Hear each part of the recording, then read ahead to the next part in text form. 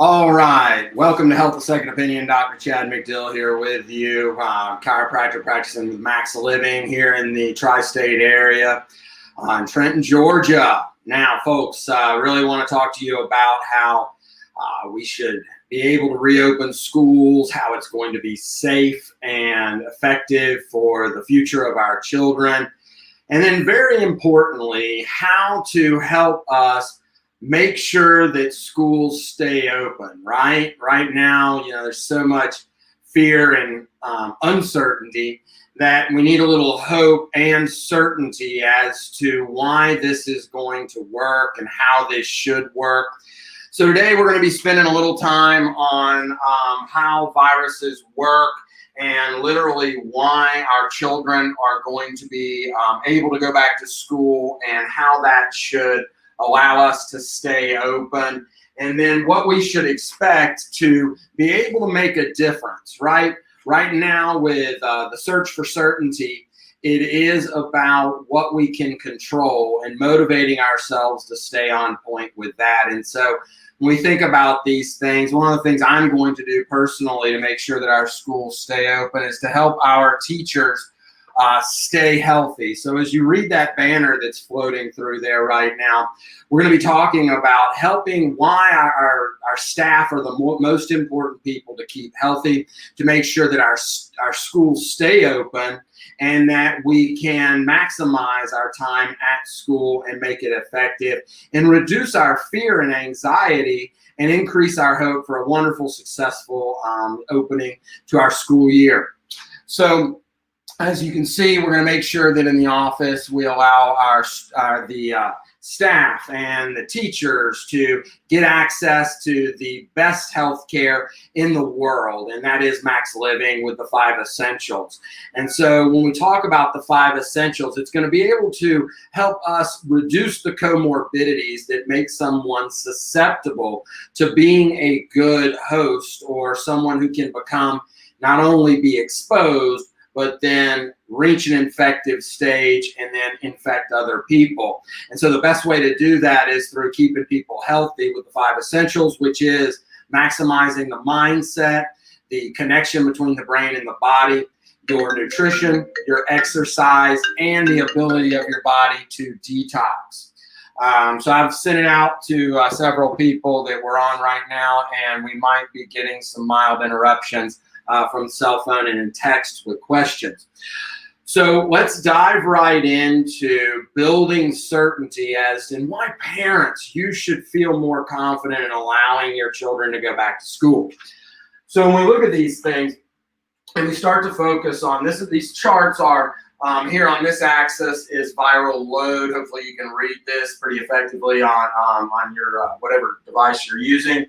And then here is number of days, and we're doing this in an adult and in a kid because we're understanding now that the science is saying that children or kids are not good hosts and they're not good passers or in people who become infected and then pass that on. And we're going to talk about how and why that is and then the science behind that. And so when we look here, if I find the right marker, X is the time when a kid can become, or someone, let's just talk about an adult and the difference between them.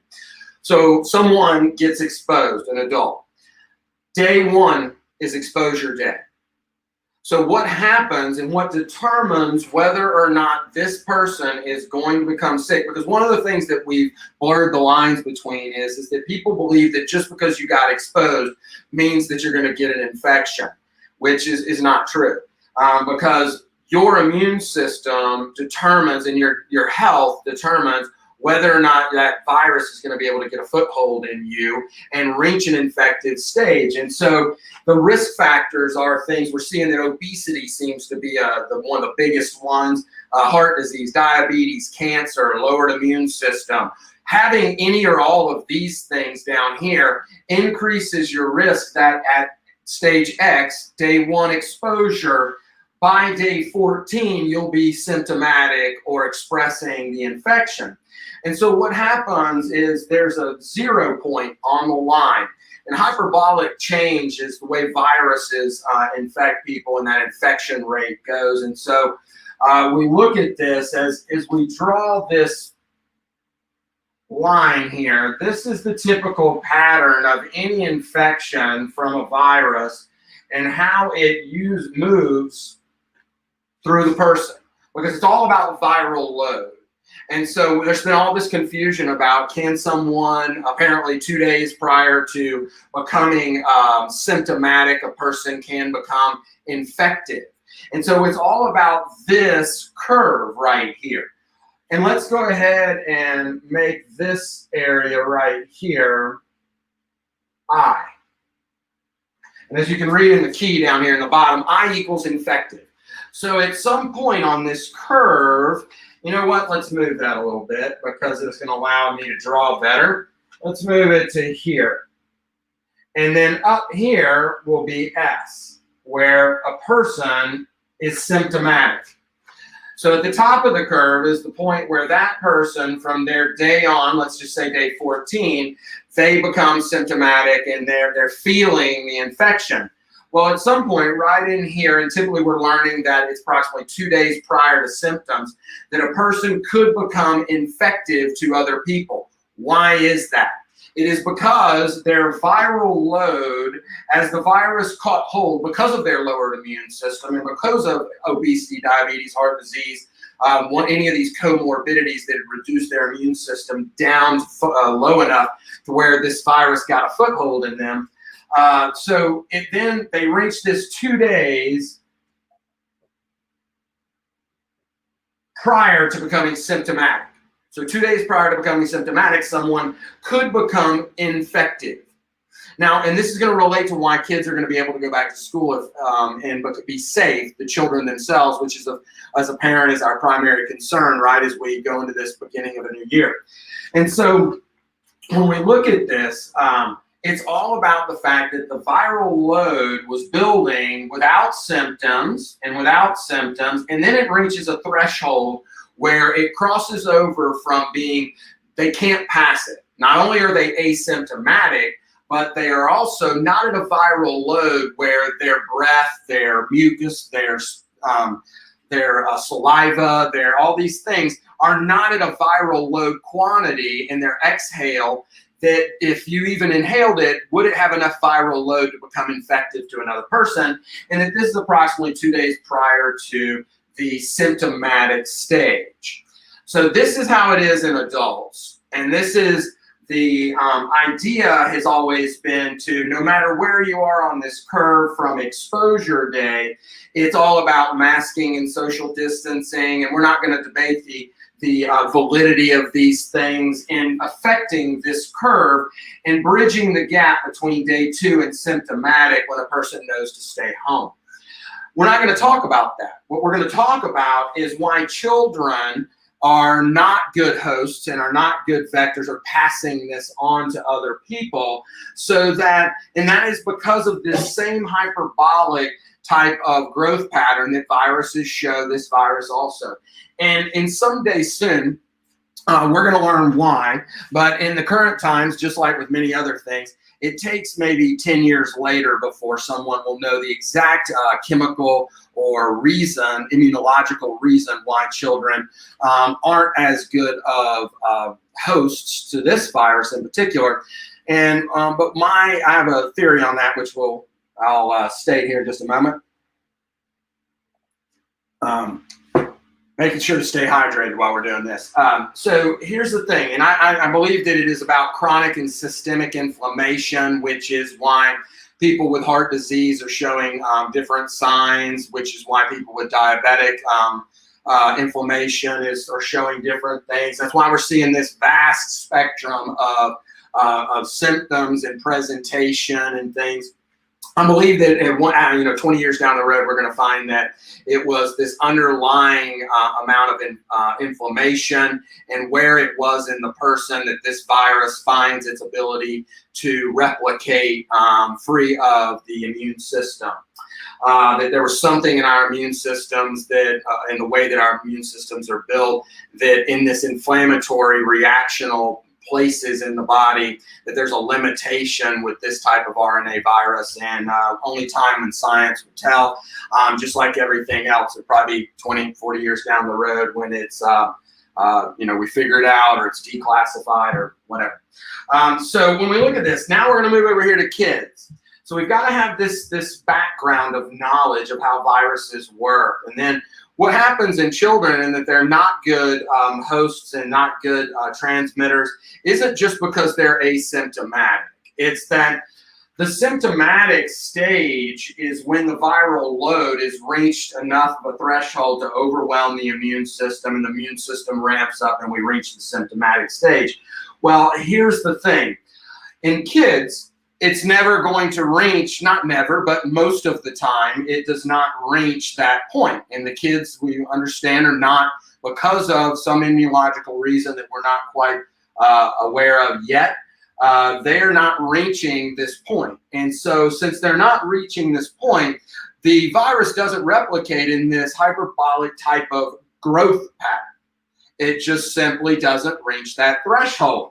And so as it goes, and of course, like I said, we're going to reach this point where if the curve was moving in children the same way that it does in adults, they would be on this upward scale. But what happens in children is that they never reach the threshold to which they are infective. We are understanding now that they are not only are they not symptomatic or becoming infected, they're not reaching the threshold of infection to transmit this virus to the person sitting next to them, or the staff, or the janitor, or the teacher, or the whatever. But yet, so they're not going to reach S, or symptomatic, and therefore that curve either doesn't start because X is the children don't have this, maybe we'll theorize, chronic inflammatory reactions, whatever is there inside of them. It could be an underdeveloped type of immune system that then this virus needs to have a certain marker, like in AIDS, it's CD4 T cells, that is the infective route to which that virus has its mechanism of entry into us and into our immune systems, whereas this, we're figuring it out as we go along. But for whatever reason, they're not reaching this infective stage, and they're not reaching the symptomatic stage, and they simply either never get the ramp up due to their immune systems, or they are not reaching this threshold, and the virus, their immune systems, their bodies are able to cope with this, and they're not getting to that point. So if they're not getting to the infective stage, which is on the way up to the symptomatic stage, they're not only just not asymptomatic, they're not reaching that. That is why they're not going to be good hosts. They're not going to be good passers of this. Then that's why children in school systems, with social distancing or whatever mechanisms, I'm not going to debate policy here.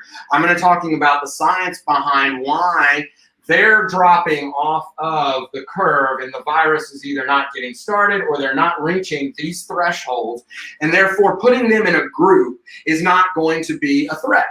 It's just simply going to be a group of kids. Now, when we get back to this, the idea is that the comorbidities, there we go. The comorbidities are the main things, and the inflammation and the health of the person on day X of exposure determines whether you're an adult or a child, which route this virus will take. It doesn't get a foothold, or maybe it comes up. These people then follow the same pattern as children, and they never express the virus. They're asymptomatic. We're learning these asymptomatic people aren't good transmitters. But why is that in kids? Again, it's that the viral load never reaches this point. I can't say that enough. This is how viruses work, and we need the real science behind these things to support our certainty in the fact that if we want our schools to stay open, the best thing that we can do is keep our staff healthy. Our children, most of them, let's go with 90%, 95%, are going to stay here. And even if they become sick enough, their health is compromised enough by, let's say, the high school age child is more like an adult than they are a child, and they're going to become maybe symptomatic and reach this infected stage and into symptomatic viral load, such that more like an adult versus a child where it's not going to get the foothold, then once again it falls back to the fact that they're more adult-like in their immune system and also in their comorbidities. And so that's why Max Living is the solution to this, because we have those comprehensive healthcare plan, true healthcare, not just fighting the disease, not just social distancing or masking and the efficacy or the effectiveness of those things, but literally just in reducing the amount of chronic inflammatory reaction and or poor lifestyle and or lowered immunity by dealing with what controls our health. And so once again, what are we going to do to make sure that our schools stay open? It's the knowledge and conversation between the science of how this goes, and so how it works, and so why parents should feel confident and science and have certainty and lowered stress levels, which we all know high stress levels lower your immune system due to the cortisol reaction, right? Or I hope we do. So that we can lower these things and we can change our mindsets, which is step one in Max Living, which is Max Mind. And so when we look at that, we're shifting our focus away from this wondering, because we now have the certainty of how viruses work. And then we move over to the long term, the cause is always the cure. So the cause of a person becoming infected by this virus or any other is a lowered immune response. Their body is no longer capable of dealing with this new exposure, which then, because it's already being compromised in other areas. Whereas the child who typically are, the children who are typically healthier and have less comorbidities, they then are already at a threshold where they can deal with this, and their immune systems, for whatever reasons, never allow them to go into this hyperbolic change, and they stay on more of a linear path, and then it drops off, or it never takes a foothold in them anyway. And so when we look at these things, the number one thing that we're going to do is that we are going to help at Max Living here and all over the country, and here in the tri-state area with Jackson, Hamilton, Dade, Walker, Catoosa, have people driving from Tullahoma and Sweetwater, Tennessee, and all over the area trying to get into the office style that we have, which is based in the science that a healthier person is always a healthier person. And a healthier immune system is always more capable of dealing with these things. And so what are we going to do to go from this fear-based model of, and now that we're getting the certainty, we're getting rid of that fear, understanding how things work, getting back into, once again, maintaining our schools open. Well, that's the 5 essentials. And I challenge each of the superintendents to reach out to me, to the Max Living offices in your area, and find out how we could do implementation strategies with your staff and with your students, and have these type of conversations with the fact that it's all about the terrain. The terrain theory versus the germ theory. And so we're going to be building up people's terrain. We're going to be building up their internal environment so that they react, adults, the staff, the janitors, the lunch ladies, the teachers, the teachers' aides, the principals, the superintendents, the everybody.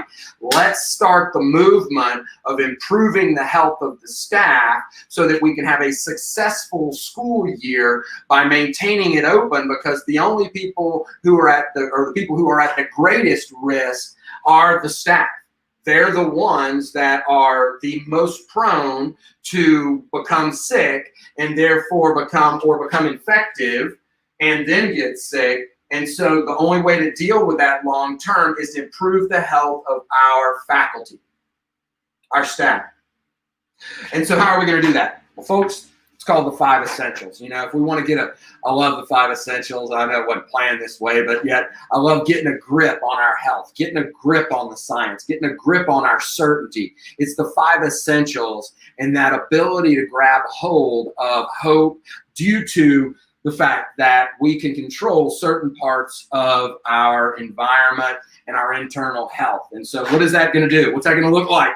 Number 1, we got to max out our mind. So let's talk about sleeping better and self-care. You know what, folks?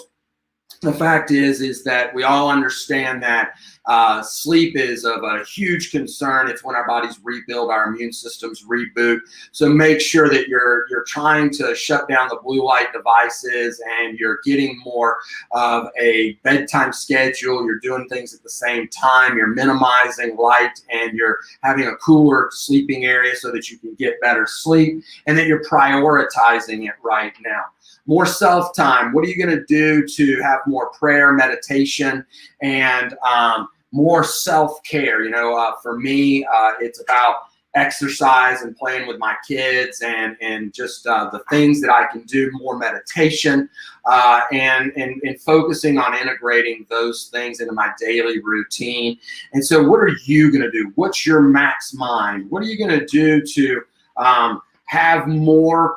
Now, I should have made this with quality time, right? More quality time. Boy, we've all had more time with our family, but I'm not sure that it was stress reducing, right? Because all of these mindset things are getting back to the science that cortisol and our chronic stress hormone profile is what is part of this chronic inflammatory reaction. And so when we maximize our mind, we reduce our stress, we then minimize cortisol, which then improves our whole profile and reduces inflammation.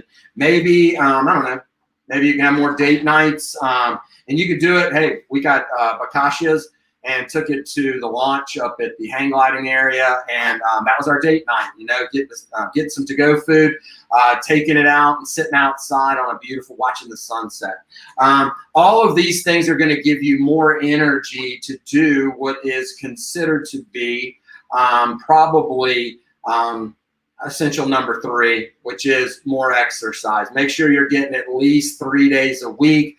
High intensity interval training is going to be the best because, again, it's going to reduce your cortisol levels the best. But all exercise is great. Find ways to plug in more movement, roll around, play with the kids, jump on the trampoline with the kids, ride your bikes, you know, walk at lunch, anything you can do to get more exercise. Then by getting more exercise, you can reduce toxicity in the body by maybe losing 10 pounds.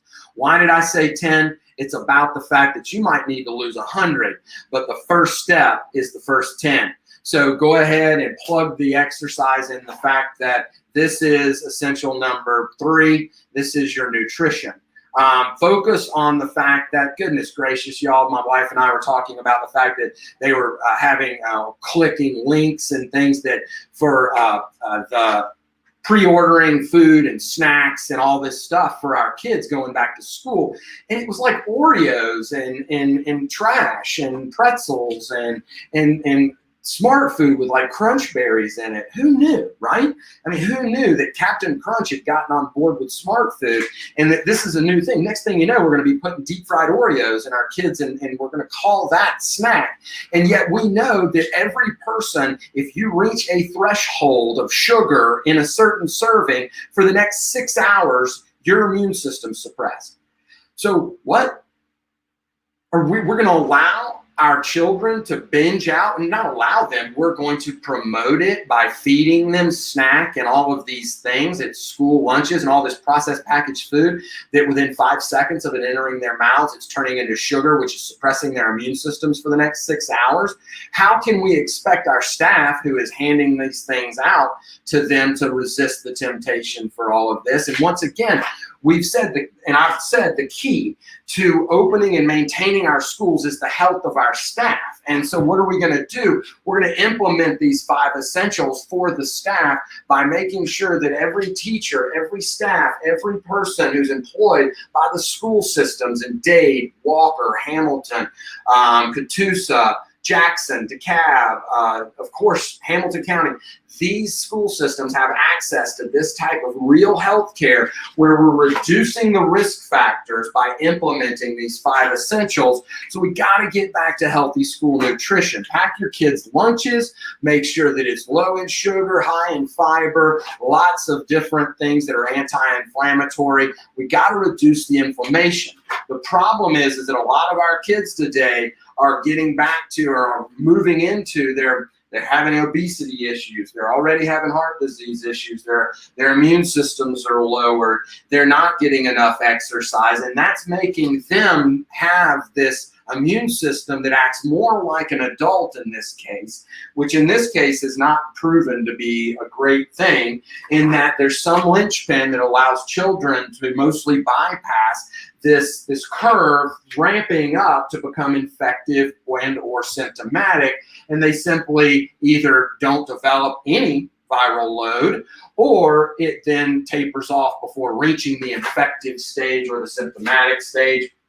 And so we really want to look again back at what can we do to minimize the problem here. Day 1, exposure health. So we help people detox by allowing their bodies, there it is. Wait, yep, there it is. Cleanse and detox. Sweating is a huge, great detoxer, minimizing the toxins coming in due to bad nutrition and toxic things like cosmetics and lotions and potions and smell goods and all these things, perfumes and things that people put on their bodies that increase toxic load. And then the best thing and the number 1 thing that Max Living chiropractors do around the country is that we check people for subluxation of their spine, a disconnection, a breakdown between the brain-body connection due to a misaligned vertebra causing an inflammatory reaction in and around the spinal cord and the nerves, thus changing, altering that life force message that cannot be quantified or qualified. And it's that a part of that innate intelligence that our body uses that, again, science has never said what's the difference between a person who passes away and then the person that was alive a moment ago. It's that inquantifiable something that runs our body, our innate intelligence, that breath of life from the moment of conception that then animates our living body. How do we make sure that your nerve system functions and controls and coordinates all the other systems that are regulated and are influenced by those 5 essentials? That is chiropractic. That is the ability of the brain-body connection to maximize your health and maintain you in great function for the rest of your lives. And so I would highly encourage every person, every staff member, every person who works in the school system to get a checkup in our offices. So you can call and schedule an appointment in our office in your tri-state area. It's a $60 visit. Thus, that's definitely a significant discount because that includes your exam, any necessary x-rays, so that we can make sure that the intelligence that's controlling and coordinating the health of your body will be at its max potential, and therefore max out our body's ability to stay healthy, and then max our ability to keep our kids in school. We know they need it. We want the staff to stay healthy so that they're healthy enough to keep our healthy children in school. And so this is the number 1 thing that we can do to get a grip on our health here and make sure that we have a healthy, happy opening, and most important, a healthy school year the whole year. Hope this has helped to dispel some of the fear and uncertainty. And when we get back to this science, it should help you feel more comfortable in returning to school with your kids.